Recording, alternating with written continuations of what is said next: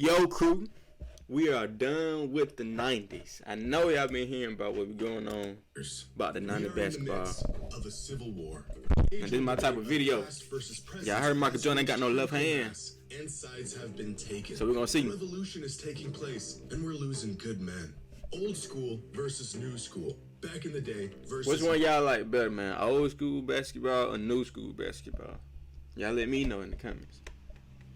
Modern day. A story as old as time itself. I tried to ignore this bloodbath, but just when I thought things couldn't get any worse, it all got so much worse. We done with the 90s. Film of NBA games from the 80s and 90s coming to light, showing that the good old days were not that good. Whoa! Time, the punishing defensive legend was actually just a bunch of plumbers camping out in the paint looking for someone to hack. Shots clanking off the backboard, players running around. This is funny how they be calling people plumbers and shit. Worst of all, Michael Jeffrey Jordan, the supposed greatest basketball player of all time, didn't even have a left hand. What is now? See, now I want to get down to the bottom of it, because a lot of people saying Michael Jordan don't have a left hand. Most of the people that saying that are the people in my generation, people that watch new school basketball. So if you just seeing highlights of this man dunking, laying the ball up, you probably 90% of the time it's gonna be off his right hand. Like Michael Jordan probably do. Like, you never sat down and watched the game, so how can you say Michael Jordan don't have a left hand? I seen highlights of Michael Jordan scoring with the left hand, doing layups, dunking with the left hand. Like, come on, bro. But we're gonna see. We're gonna see about basketball in the 80s and 90s. Are we really done with that era of hoops, or are we being deceived by lowlights, misinformation, and cherry-picked clips? Well, I think I've got an answer, and some of y'all ain't gonna like it.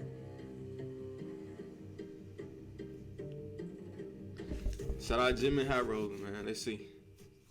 Today's video is sponsored by SeatGeek. The NBA season is y'all go do all that. 5 simple words that have completely divided fans of the NBA. I've seen well thought out video essays, hard-hitting analysis, testimonies from past and present players talking about their experience in the league and how it's changed over the years. And none of those things managed to do what these 5 simple words have done in just a week. Soon enough, the clips came rolling in of players from that era dribbling off their feet, throwing up air balls, and putting together moves that you might see at your local high school's JV game. So, for whatever it's worth, here is my long-winded take on this whole discussion.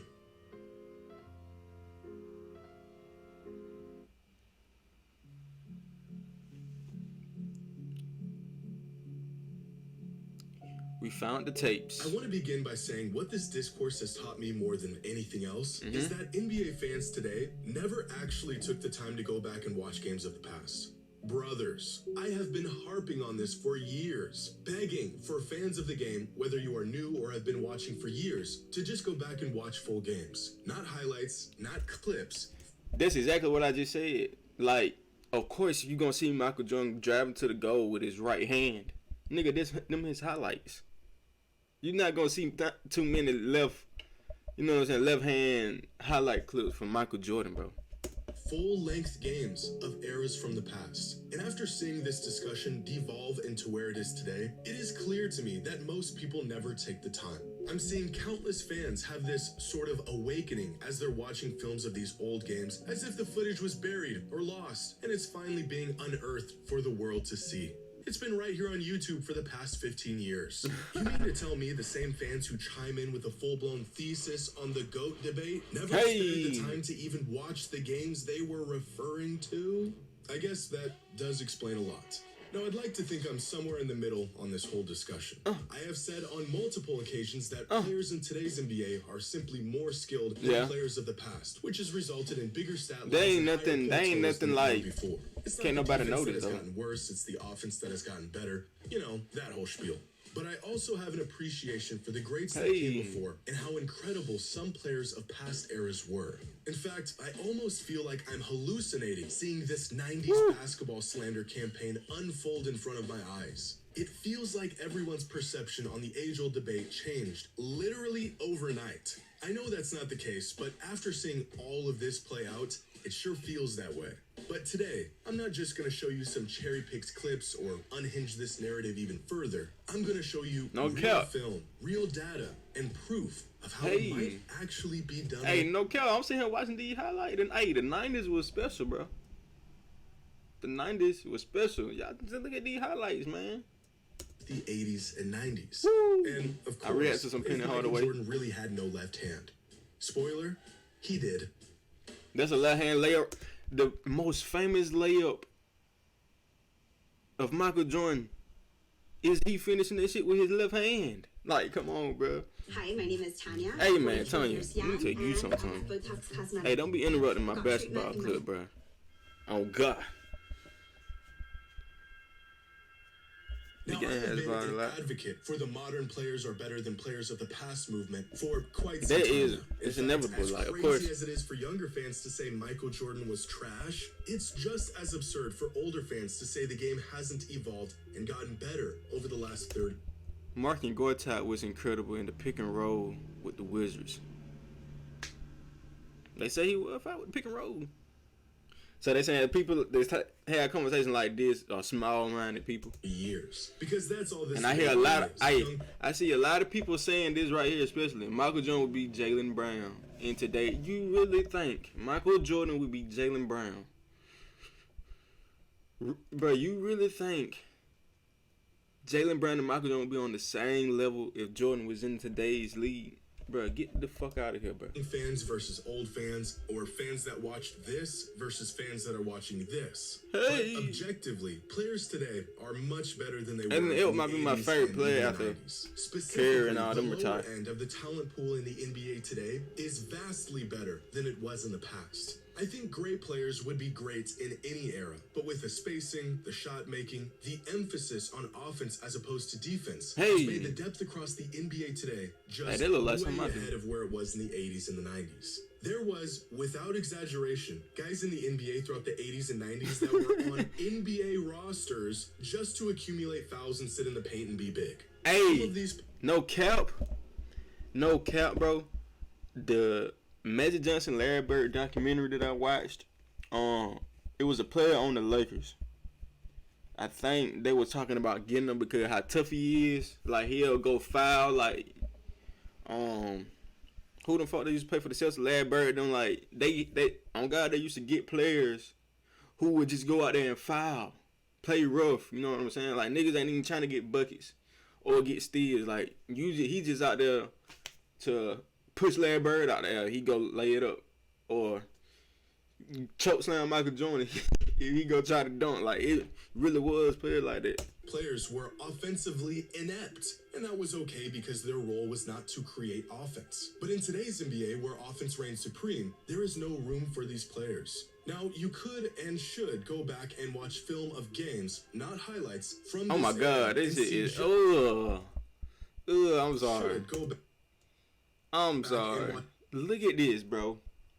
Look at this film of move. games, Nigga, Not what the fuck are you doing? highlights from this era and see just how limited the skill sets of some of these players were. Y'all own the shot same making, team. for the most part, was limited to set jumpers, slashers coming downhill for layups, and big men trying to muscle their way to a bucket down low in the midst of what appears to be a wrestling match. Catch a player off guard with a double team, and they immediately pick up their dribble. Simple things like guards turning their back to the basket 20 feet out instead of creating space off the dribble. Even And that's crazy. That's crazy.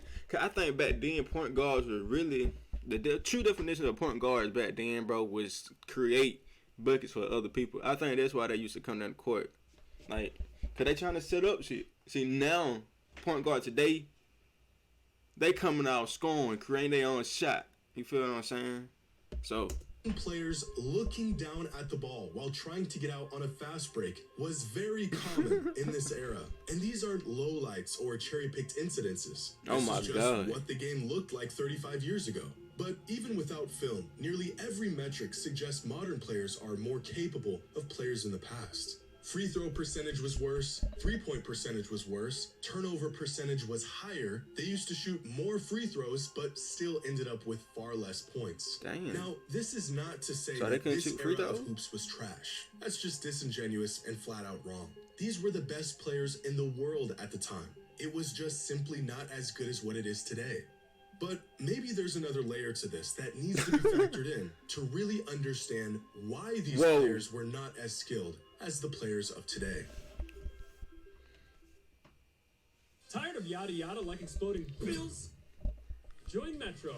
If it one thing, bro, if you knew, well, okay, I was like, we're gonna go to another commercial break. If you're new to the channel, this being a very relevant just know I topic for hate years, commercials. The idea of rule changes and how these changes have affected the game still remain a mystery to some. Players were a product of their era. What are they doing? Their era. The first step to discovering greats of the past is to watch film of them play. The next step is to gather and understand the context of the film you are watching. When you see a 6'9" Magic Johnson go flying down the court with what looks like kind of a stiff dribble, you may think the man has no bag. But, my friends, Magic Johnson did have a bag, but the rules in place at the time only allowed him to reach so far into it before he got called for every violation in the rulebook. Consider the fact that any move where your hand wasn't completely on top of the basketball was considered a carry. No 0 steps, no gather steps. You get 2 steps. Whoa, so they calling walks on that? No backward shuffles to create separation. No lunging into players Stop. to create easy fouls. Here's a clip of Danny Ainge hitting Kevin McHale with a hezzy in the mid-80s. And the man thinks he just witnessed witchcraft. But when practice sessions were completed, some of the most competitive competition began.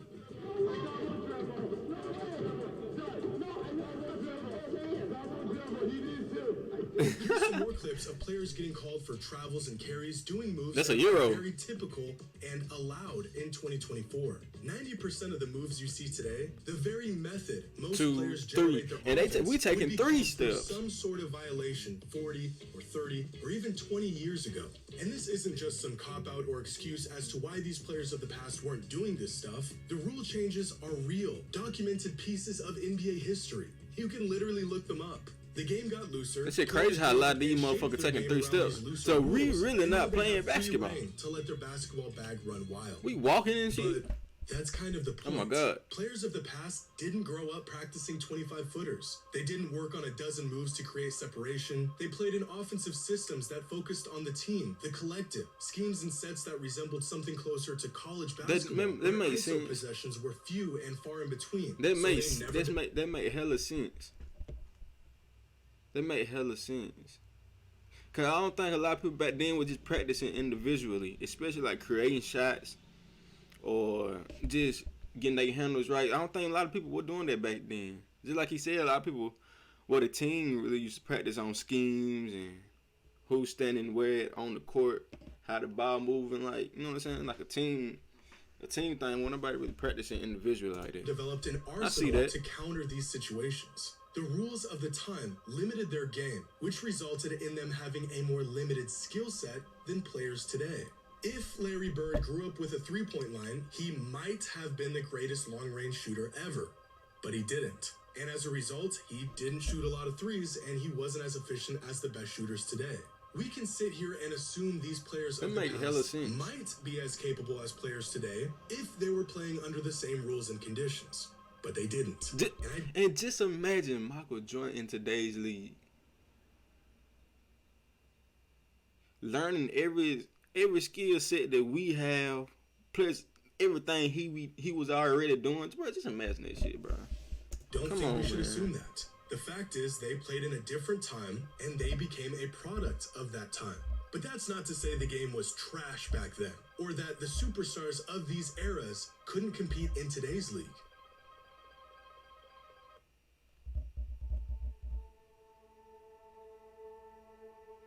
Now, as time goes by, I think it's easy to forget just how long ago 1980 was. 44 years ago, if my math is correct, which is in fact a very long time ago. In 1985, Magic Johnson won an NBA title, Larry Bird won the league MVP, and Michael Jordan won Rookie of the Year. That was 39 years ago from today, which is the same exact amount of time that has passed from that 1985 season to the year the NBA was founded in 1946. Look at these clips. Do you think these players could compete with the likes of Bird, Magic, and Jordan? Let me answer for you. No. But take the best players of the 80s and 90s, and could they compete in today's league? Absolutely. Yeah. Give these guys some credit. Watching this today is the equivalent of watching this in the 80s. And yet this product is vastly closer to the basketball. That's true. I bet a lot of people in the A were like, man, basketball in 1940, 50, that shit was so trash. But so at one point, our basketball is going to be trash compared to 40 years, 20, 30, 40 years from now. We're going to be looking at basketball then and being like, well, people, they generation going to be like, our basketball better than the 2000s, 10s, 20, you feel what I'm saying? So I guess it's just like a generational thing, but like, then this you feel what I'm product saying? was to what fans were witnessing in the 80s. In fact, we can use different superstars Ooh. as sort of a Ooh. cross-generational measuring stick to see just how stiff the competition has been over the years. Larry and Magic played Michael, who played Kobe, who played LeBron, who has played the players of today. And nowhere down this timeline was there any real jump or fall off in production or level of competition from one era to the next. Each era had their stars. Those stars crossed paths with stars of other eras, and no one era was clear-cut ahead of the other. If the 80s were so bad, then why did players of the 90s have to wait for those guys to get old and retire to have a shot at winning? And if the 90s were so bad, then why did players of the 2000s not win until those guys retired? We don't need to assume that adjacent eras could compete with one another. Hey, buddy because talking, we buddy actually talking. saw it. MJ struggled with some of the guys that came before him. Shaq struggled against Hakeem and Kobe struggled against MJ. LeBron struggled against guys like Duncan and Dirk. And players of today have struggled to get past some of the older players in the league who are a product of the previous era. Now, what we shouldn't do is jump 3 or 4 eras at a time, ignoring entire decades of evolution and saying the game back then was better or even as good as it is today.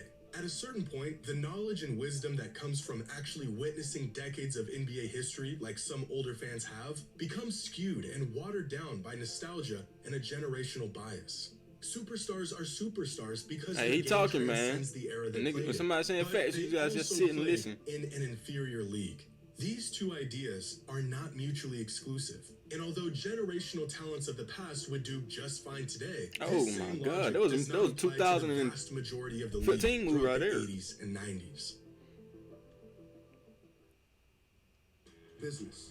It's That was all 2015 that it movie. is. But yeah, man, he talking a lot of It's stuff, all bro. businesses Like I say, this world turning. our generation of basketball, our brand of basketball gonna be completely different 20, 30 years from now. You feel what I'm saying? Possibilities. So like, it's just gonna, their generation gonna be like, Curry didn't have a little hand. Cause they might just see them by highlights.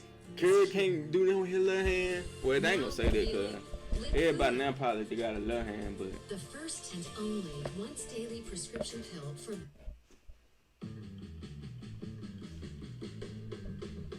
when did the NBA become not trash?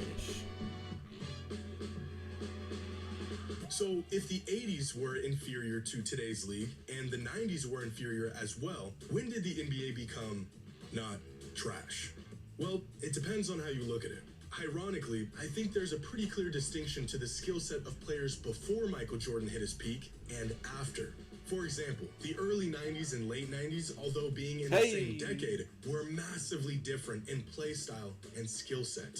Think for a second about the fact that Magic Johnson was still in his prime in the early 90s, and Allen Iverson was entering his prime in the late 90s. In less than 10 years, basketball became a massively different game. By the late 90s, the players who grew up watching Jordan fly through the air and slice Yeah, the late at 90s was defenses tough. were in the league. I like the late reshaping the way 90s that perimeter NBA. players played. Guys like Kobe Bryant, Allen Iverson, Even the early 90s too, though. Stephon Marbury, Grant Hill, Tracy McGrady, Vince Carter. All these guys came into the league around the same time and were products of what they saw MJ do throughout his career. Players with a skill set that more closely resembles what we see today than it did to the skill sets of players of the 80s. So it's just and like even people just early looking up 90s. to This is where I think most other fans players might and make just the distinction of when the league really evolving the took a lead, game. not in That was beautiful competitiveness, about basketball, but rather man. play style.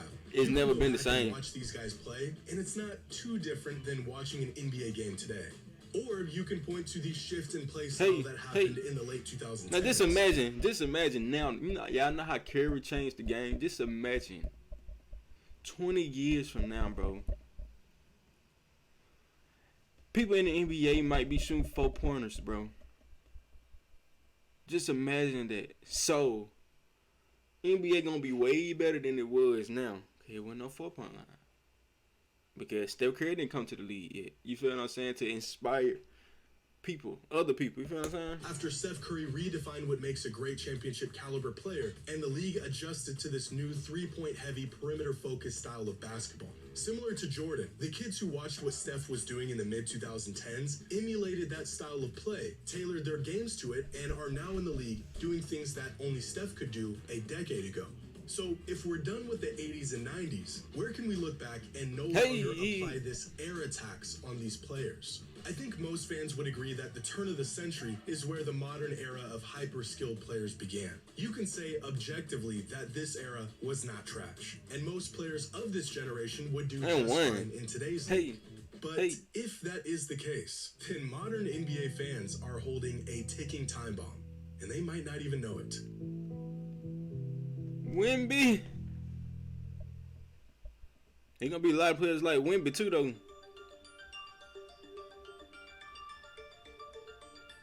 We're done with the 10s and 20s. And a new generation of NBA fans claim our favorite players, the guys we grew up watching, are not as good as the players of the future. What will you have to say?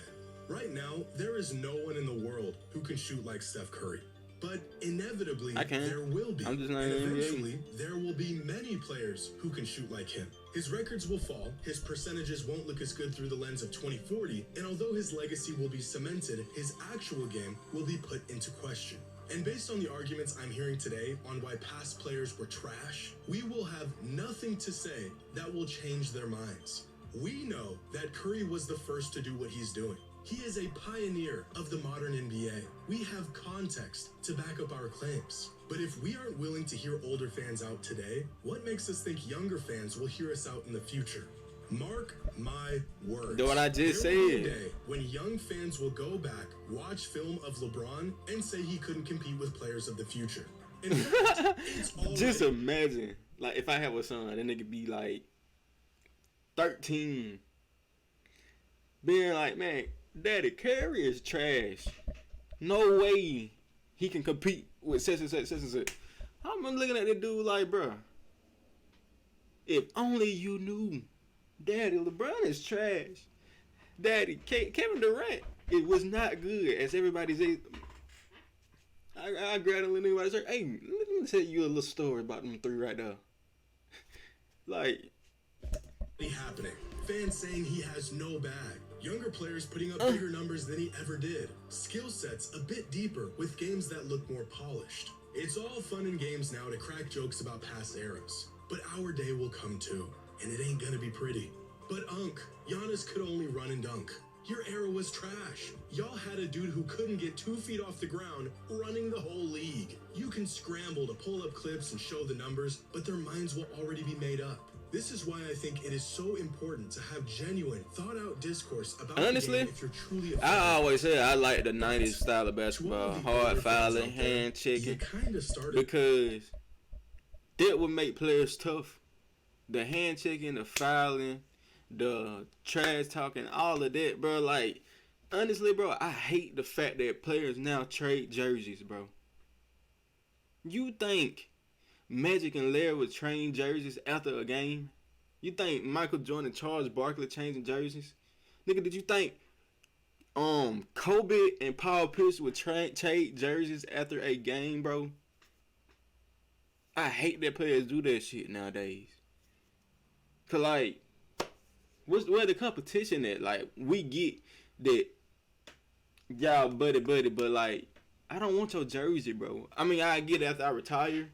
You feel what I'm saying? If I'm in my last season, I'm playing people, I get your jersey then. But while I'm competing in my prime, I'm not changing no jerseys with nobody, especially if I lose. Fuck no. This whole thing.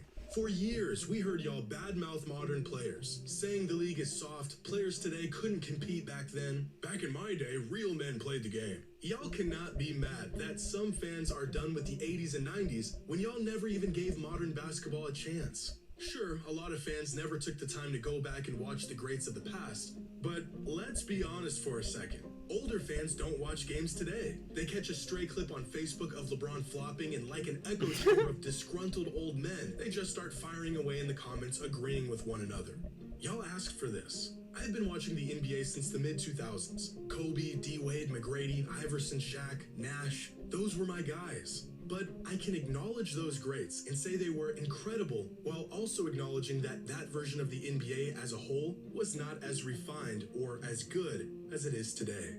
Now, will I be able to make that distinction in 20 years when some snot-nosed brat tells me my glorious king was trash? I'm not so sure. You want a career in That's crazy. cybersecurity. We can help you get there. Our stackable cybersecurity.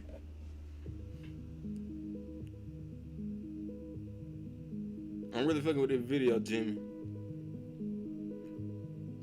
Did Michael Jordan really have no left hand? Let's get to it. Take a real close look at this accusation Let's that get to Michael it. Jordan did not have a left hand. I felt like I was having a bad dream. Cause I feel heated. No cap, I feel heated when folks was saying that. First saw this claim. But For a nigga that ain't got no left, he won 6 straight. Well, not 6 straight, 3. He did 2 3-peats with no left hand.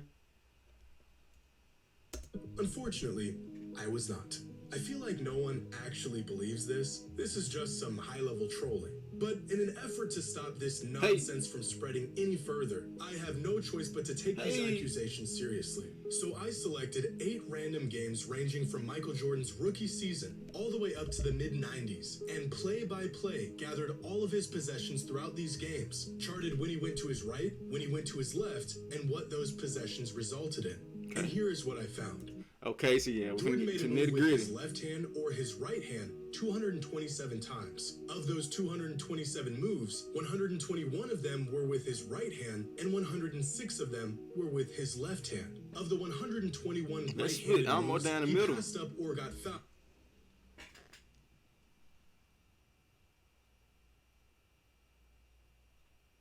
How many times he done went left and scored? 1. Oh no, they were the right. They were the right. They were the right. On 54 of them. So I didn't bother charting those. 65 of these moves resulted in a shot, in which he made 63% of them and only turned the ball over 2 times. Now, moves that he made with his left hand resulted in a pass or him getting fouled 45 times, while 55 of these left-handed moves ended up in a shot, in which he made 51%, and 6 moves resulted in a turnover. Y'all see that, right? Numbers do not lie. Numbers do not So, lie. based on this data, Jordan was definitely more comfortable going right, especially near I mean, the he rim right-handed. and even on mid-range jumpers. He struggled a bit in comparison to his right whenever he pulled up off of a left-handed dribble. But overall, Jordan went to his left 47% of the time, and although it was his weaker hand, he was still above league average even while going to his left. But 8 games and 350 minutes of basketball is a relatively small sample size. So I looked into it further and found this. A detailed breakdown of Michael Jordan's shot chart and shot tendencies in 3 seasons from 1990 to 1992. 126 games and over 4,800 minutes in total, tracking exactly what Michael did on the court for 3 seasons. Dang. And here's what the data shows. In total, Michael made 1,074 moves in isolation, going either to his right or to his left hand. 48% of those moves were with his right hand, and 52% of those moves were with his left hand. When going to the right, Michael shot I'ma sit this up here. 61% on 410 shots with 15 turnovers, resulting in 1.38 points per possession. When going to his left, Michael shot 61.3% on 421 shots with 36 turnovers, resulting in So basically, he went to the left side more than to his right side, but still made more shots with the going to the left. I ain't gonna say left hand, but going to the left, finishing with the left, however you want to put it. They're from 1990 and 1992. per possession. So even with a much larger sample size, Michael not only had a left hand, he went to it just as often as he went to his right, and was nearly as proficient with his left as he was with his right. Now, for some context, throughout this Hey. 3-year span, Michael made on average 4.4 left-handed isolation moves, or in this case, isolation possessions, that resulted in 1.31 points per possession. Now, here are some prolific scores from this season and their overall tendencies and efficiency in isolation. Keep in mind, this data Damn, Brian includes at the both bottom. right-handed and left-handed moves from these players. And now here is Michael Jordan with Bro, it's like a lot. You can say what you want to say, bro. But at the end of the day, numbers do not lie. Men lie, women lie, but numbers do not lie. Nigga, do you see this? Do you see this? ISO possessions going left. just his left hand. This is just his left hand. These people going left I'd and say right contrary hand. to what has now become popular belief, Michael Jordan had a left hand. And I cannot believe we had to dig into the data to come to this conclusion. I'm glad you did, bro, because somebody had to do it. Somebody had to do it.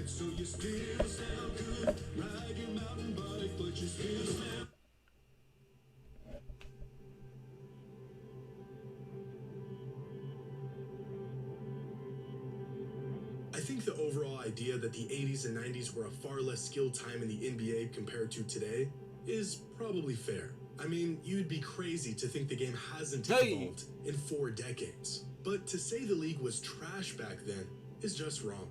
I think more than anything, it's the style of play and the way basketball games would unfold back then that really throws some fans off when they go to watch film of these old games. It's like looking at a box score from the mid-2000s and thinking everyone sucked because the games finished with final scores in the 80s. But the players weren't bad. It was just a different game back then. It was slower, more methodical, more team and scheme based than it is today. And similarly, I think you could say the 80s and 90s had its fair share of bad basketball. But that doesn't mean all the players were bad, especially the superstars of those eras. That was just the state of the game they were playing in. I think some older fans have a skewed perception of how good the game was back then, but I also think they just genuinely liked that style of ball regardless of the evolution of the league.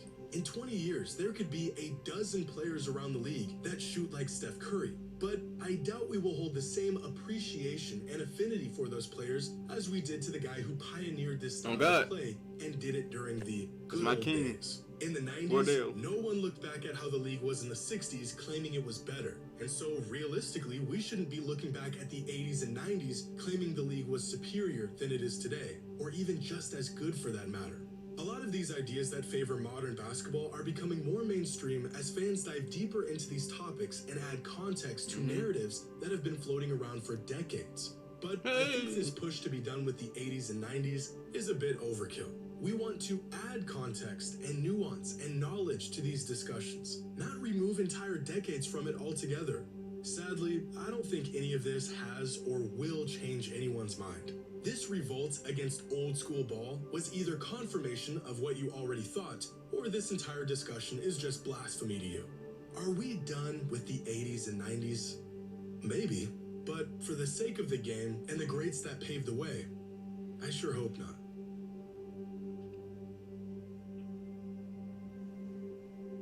Hey, man. Y'all fuck with the video, man. Like, comment, subscribe, bro. Y'all let me know what other videos y'all want me to react to, man. Yeah, if you new, my name NiRowland.